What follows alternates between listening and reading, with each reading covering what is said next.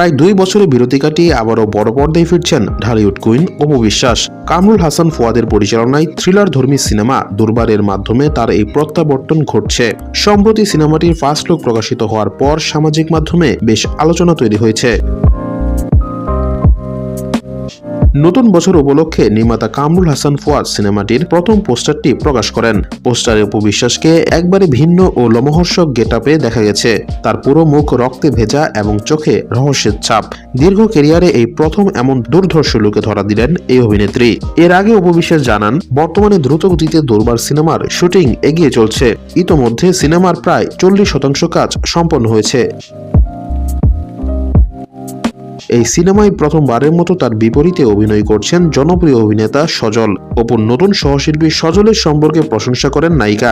দীর্ঘ বিরতির পর পর্দায় ফেরার খবর দিয়ে নির্মাতা কামরুল হাসান ফুয়াদ জানান, দর্শকরা এই সিনেমায় অপুকে একেবারে নতুন রূপে এবং ভিন্ন গেটআপে দেখতে পাবেন। 2023 সালের পর বড় পর্দায় অপুর নিয়মিত উপস্থিতি না থাকলেও 2026 সালে এই থ্রিলারটির মাধ্যমে তিনি বড় ধামাকা দিতে যাচ্ছেন। পোস্টারে 2026 সালে সিনেমাটি প্রেক্ষাগৃহে মুক্তির ঘোষণা দেওয়া হয়েছে। জানা গেছে বছরের বড় কোনো উৎসবে এটি মুক্তি পেতে পারে।